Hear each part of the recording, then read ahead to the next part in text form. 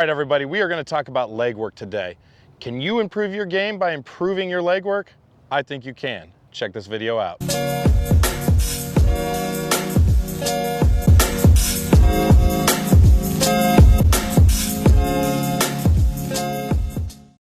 right, guys, so most people don't realize how important leg work is in the golf swing.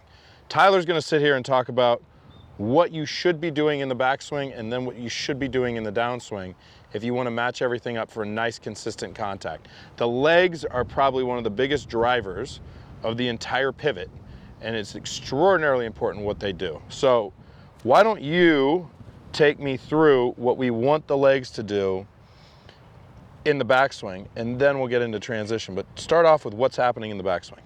Yeah, man. So if you think about it, right?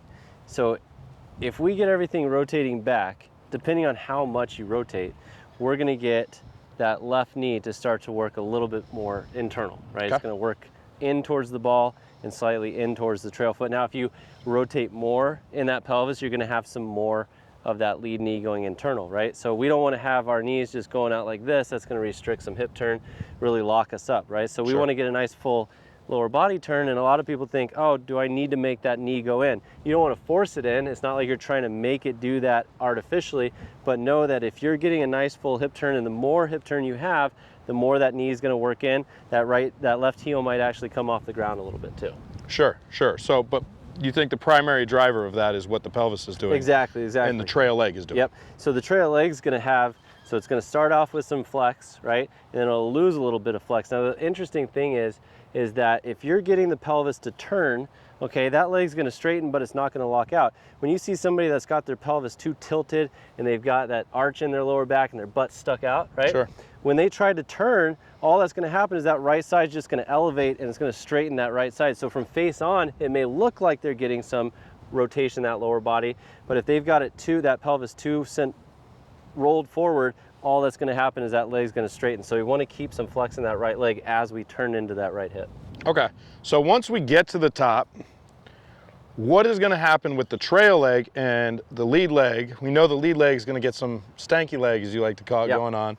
Why don't you describe what each of those pieces is doing, and then how that is supposed to take your chest along for the ride? Yeah, for sure. So if I got a ball here, right, and I get a nice full 45 degrees of hip turn in the backswing, okay?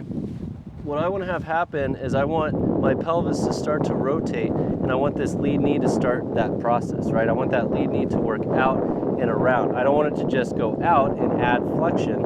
I want it to start working around and back, right? That's going to start to pull this lead side over. Sure. Okay, that's the really cool thing. You think about how that lead side is connected, right? You got your knee to your femur to your hip. You start having that lead knee go around, it's going to start pulling that femur, pulling that hip, and getting that pelvis open. So when you see a player who doesn't get that knee going, that left knee going, doesn't get that pelvis to rotate enough, you're going to start to see that trail knee kind of start to cave in. That's what I call stanky leg, right? Something I battle, right? I got to get that lead side around enough so that then I can push off of it and extend into the shot. So what if you get into a position where you start having sloppy leg work? Yeah. What are some of the effects that can do to your torso, right? You know, with that movement, and then what are some of the effects that torso movement can have on a golf club?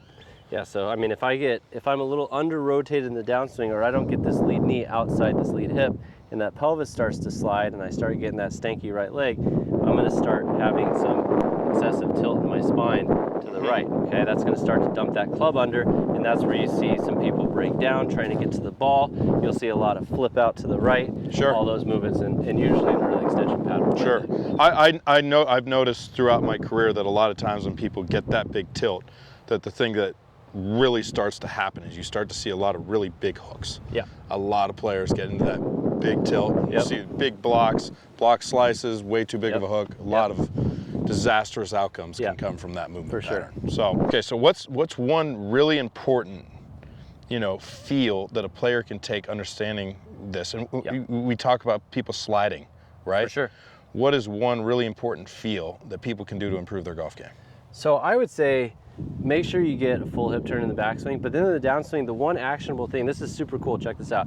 So if I'm up here and I get this lead knee trapped underneath that lead hip, that gives this pelvis all the freedom in the world to drift too far laterally, right? Get a big old sway pattern going. But if I get up to the top and that lead knee works outside that lead hip, just that much, that's it. Now any push laterally, I'm going to be pushing that pelvis into that lead hip, right? Sure. And so now I'm just going to get a nice trail side extension through that shot versus a big pelvic sway if I get this lead knee outside that lead hip to start. So I would say for whatever pattern anybody that's watching has, try getting that lead knee outside that lead hip to start the transition. I hope that helps you guys with your leg movement in your golf swing. Start working on cleaning that up and you're going to start finding contact comes a lot easier to you. Hey guys, if you liked the video, please subscribe. I appreciate it. Hit the like button on this one. And if you want to see more content, every Monday and Wednesday at 5 o'clock Eastern, I put out a new video. And every Saturday at 3 o'clock Eastern, there is a great instructional video like this. Thanks.